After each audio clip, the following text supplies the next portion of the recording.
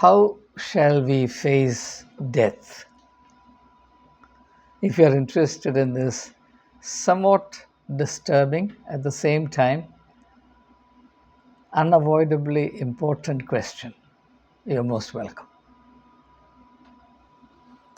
From time immemorial, humankind has realized the significance of death, realized somewhat imaginatively, intuitively, rather than intellectually, perhaps themes and experiences of this kind do not lend themselves very easily and readily to intellectual analysis. And therefore, it makes sense that the early encounter of human beings with these startling, terrifying, immutable realities were all through the medium of imagination and myth making. In this video, I do not propose to say much about myths relating to death and the rites of passage. Every culture is full of them, and I propose to limit our focus in this video to how we may actually face our death. Someday we have to go through that experience. As we have said always, anyone who is born will also have to die. Therefore, it's sensible to spare a little time and thought now and then to this inevitable medium of human passage from time to eternity, or from this life to whatever awaits us beyond the portals of death. Now, the best way to think for ourselves as to how we may face or cope with the processes of death is to look at some examples. Nothing helps clear thinking as much as concrete examples do. So here I propose to present two examples from somewhat ancient of days, so that we may have some foundation to think rationally, humanly, spiritually, if you like, about death and how we may face it. The first example I have in mind is that of Socrates. Anyone who is even moderately or even accidentally familiar with the life of Socrates would know that what the European imagination remembers with extreme clarity is a unique and unforgettable way Socrates faced his last days and entered into death. I will not burden you with details about how the 70-year-old man who spent an entire lifetime doing only good to the people of Athens came to be accused of being irreligious, atheistic on the one hand, and being a corrupter of the youth on the other. Two major charges were brought forward against him by his enemies. Then, as now, anyone who pursues the path of truth and truth speaking will earn n number of powerful enemies, not powerless enemies, but powerful enemies. When you tell the truth, the poor and the powerless will not become your enemy or enemies, rather, they would become your friends. But the powerful people will become your enemies, because truth always runs counter to the interest of the elite class. To them, truth speaking is subversive. And you have contemporary echoes in this regard. I need not identify them. It is not an accident that free thinkers in India are branded as urban Naxals. They are a dangerous category. So, this old man, wise old man, who was adored by majority of people in Athens as the ultimate embodiment of virtue, of commitment to truth, rationality and justice, was unfairly accused of being a subversive element, dangerous alike to the stability of the state and to the health of the people. Now, when a person in Athens was in those days accused of bad religion, that accusation had a particular gravity. Those were the days when the state and church were one, religion and politics were inseparable, and politics was actually done in the name of God. Every city had its protecting deities, protecting gods, and the very security, stability, and survival of the city depended on offering worship, true, faithful allegiance to the protective deity of that city. So, for a person to be accused of being unfaithful to the God of the city was an accusation of particular gravity in those days. It was not something to be taken lightly. Now, Socrates was accused not only of being unfaithful to the established deity of Athens, but also of introducing foreign gods. And the main foundation, the main basis for the second allegation was that Socrates said, as Mahatma Gandhi said sometimes, that in the most difficult moments of his life, he was guided by his daimon, Daimon, daimon, which is not the same as demon, Demon. Daimon is something like a guardian angel, something like a personal God. So when he faced complex and complicated issues that he felt his human intelligence was incapable of unraveling, he consulted his daimon, his guardian angel, the God within, or in Gandhi's language, the inner voice. And he said, I always took the path counseled by my daimon. And particularly, he said, whenever I was not sure about between two options which I should choose, and I consulted my daimon, and the daimon said, don't go that way, I never went that way.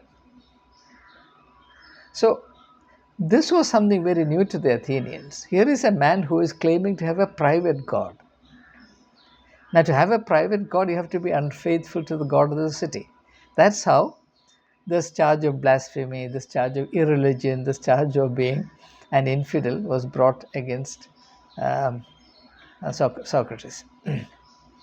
As regards the charge of corrupting the youth of Athens, Socrates was in the habit of wandering around, particularly focusing on the youth of Athens in order to engage them in rational conversation so as to bring out from them a better response to life, correcting whatever wrong ideas they happen to imbibe from the context, superstitions, irrational ideas, prejudices, wrong expectations from life, untrue assumptions, all of them.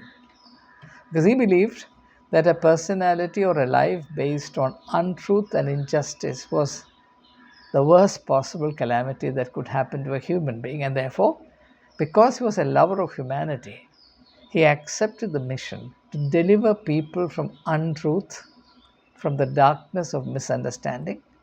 All of this are similar to the mission that Jesus Christ pursued. That's why Jesus is acclaimed the light of the world. Anyway, to make a long story short, pardon me, Socrates was accused of these two major offenses by the city council, comprising over 500 members, something like the modern trial by jury, and by a narrow majority, he was condemned to death. Socrates could have asked for banishment from Athens, but because he was strongly committed to his city, he was a law abiding citizen. And he always taught people that they should be law abiding. And it was irrational to be anarchic and chaotic. So he rejected that option and he was condemned to death. and he lay in prison awaiting the day of his execution, which was decided as per a particular religious ritual, the return of a ceremonious ship to Athens. So when that day arrived, his friends, particularly led by a person called Crito, Crito, Crito, pronounced Crito, visited Socrates in the prison cell. They had the ardent wish to smuggle Socrates out of jail to enable him to escape from Athens and to live a fruitful and peaceable life in any other city. All other cities would have welcomed Socrates most enthusiastically. But Socrates rejected all of that. Therefore, the day of his execution came. And a few of his friends were with him at that time. His two children arrived, and from the accounts given to us by Plato and Xenophon, actually Xenophon is more comprehensive in dealing with these details. If you're interested, you can read Xenophon's Memorabilia, Memorabilia,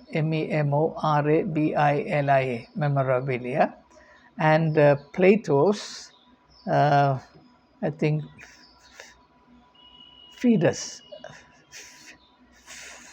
No, I think Fetus. I don't remember exactly the title, which deals with the last moments of Phaedus. Fetus, yes.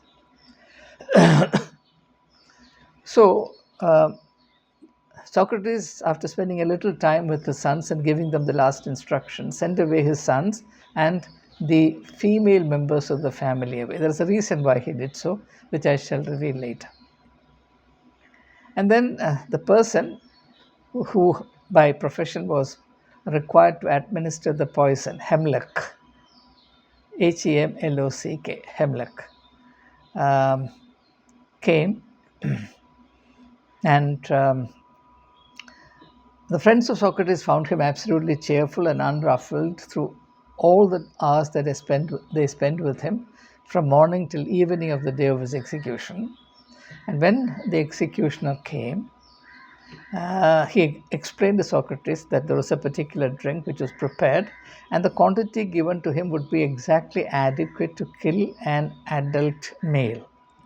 So then Socrates asked him, "Can I pour some of this out as a libation to God?" Because he wanted to disprove the allegation of irreligion made against him. So then the jailer says, "No, the quantity just suffices." So if you pour out in libation means a liquid poured out in honor of one's God, libation, Libation, libation. That's a technical word. That's why I'm using that word. Whether he could offer a bit of that in libation to his God. Now, the executioner says, no, that's not possible. So Socrates satisfies himself with offering a prayer to God. And then the executioner explains to him how this medicine works. He says, you drink this, then you walk around till your limbs begin to feel heavy. At that time, which means that this poison has begun to act upon you, then you lie down. So Socrates takes that cup of hemlock and he quaffs it, Quaff. Quaff is a correct word here because it means drinking slowly and cheerfully, as you would drink alcohol or beer. In fact, very often this word quaff is used in connection with quaff. He quaffed, Quaffed, he quaffed pints after pints of beer, quaff.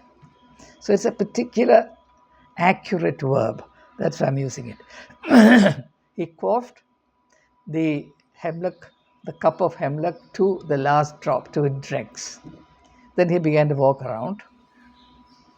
And as was predicted, his limbs began to become heavy and he lay down. But as he lay down, he covered his face with his mantle, with his toga. And he lay like that. And then after a little while, the executioner came and pinched his foot and asked him whether he experienced any sensitivity. He said no. Then he pinched his knee, no sensitivity. thigh, no sensitivity. So then man said it is acting. So then Socrates pinched his stomach and realized that now it had become insensitive. Then Socrates said to the people standing, his friends, dear friends who loved him like their father, said to him, "When the numbness reaches my heart, I will be no more." Having said this, in a short while thereafter, he suddenly lifted the mantle from his face, uncovered his face, and he found his disciples weeping. He said, "What do you mean by this? Why do you think I send away the women of my family?" Because I did not want weeping and lamentation in the context of my death. Because I've always believed that it is a good omen, it's a good sign when the sacrificial victim faces the last blow cheerfully, peaceably, peacefully. Remember this. I've always believed that it's always a good omen when the sacrificial victim faces the last blow peacefully. So they compose themselves. And then Socrates knows that the moment is come. And the last words he utters is to Crito. And these are the last words. He says, "Crito, I owe a cock to Aesculapius. I owe a cock to Aesculapius. Pay our debt. Do not forget." These are the last words. Do not forget. Do not forget. Now, I've emphasized these words, do not forget or remember, because that instruction comes in the Last Supper celebrated by Jesus. Do this in remembrance of me. So he dies. Now, why does he say that I owe a cock to Aesculapius? Aesculapius was the Greek god of healing. So what he meant was that life compared to death is a disease. And now Aesculapius has healed me of life, and I'm entering into the blissful experience of death. So that is how Socrates faced his death. I've spent weeks and weeks meditating on this. How could a human being face his death the way Socrates did? Well, Socrates himself will give you the answer. He had the strength to face his death with equanimity, with dignity, with courage, with peace and serenity because of the quality of life that he lived. That's all I would say about Socrates. Now, let me take up the second instance, which is very familiar to all of us. Far, far, far more familiar than the circumstances pertaining to the death of Socrates. Considered the wisest man Europe has ever seen. He lived about 400 years before Jesus Christ. We know how Jesus faced death. Jesus had a clear-eyed intuition that he had come into this world to die. Not die accidentally, but die as a matter of fulfilling, or die by way of fulfilling his Father's concern for the world, or intent or purpose for the world, or Father's will concerning the world, that people should be oriented to life and life in all its fullness. And he knew that doing good was an assuredly risky, dangerous task, as in the case of Socrates. That's why I'm comparing these two lives. So Jesus knew that given the logic of history, given the logic of human nature, to do good and do such eminent good as he had in his mind to do would be a highly risky thing, because it's not possible to do good to the people without creating anxiety and therefore strong murderous reaction from the vested interests who comprise the ruling elite of every society, both politically and religiously. So Jesus knew from the very beginning that the shadow of the cross was upon him. That's why in the 10th chapter of Mark's Gospel, when Jesus converses with his disciples, he says, "The Son of Man has come to die for the sake of the world." Now, Jesus also rejects the idea of lamentation in the context of death. As he bore the cross and walked towards Calvary through the streets of Jerusalem, the women of Jerusalem came crying after him, and he virtually remonstrates with them. He rebukes them. He says, "Daughters of Jerusalem, why do you weep for me? Weep for yourself and for your children." What an amazing response. What an amazing response. And then, of course, as he faces death, because all the details are familiar, it's superfluous for me to recount them. But like Socrates, Jesus also offered his life as a libation, as an offering to God. What were the last words that Jesus uttered on the cross? Father, into your hands I commend my soul. He's offering his soul as a libation to God the Father. And like in the case of Socrates, Jesus Christ voluntarily accepted the contingency of death. I say this because, not that he committed suicide, and that's how it is misinterpreted by people who don't understand the nobility of Jesus Christ, the spiritual nobility of Jesus Christ. He did not flinch at the prospects of being killed or crucified. He stood his ground and he stated the truth without any dilution. And the argument today is that, that was meant to be provocative. Yes, it was meant to be provocative because truth will provoke those who think that truth is an inconvenience. So Jesus held his ground till the end.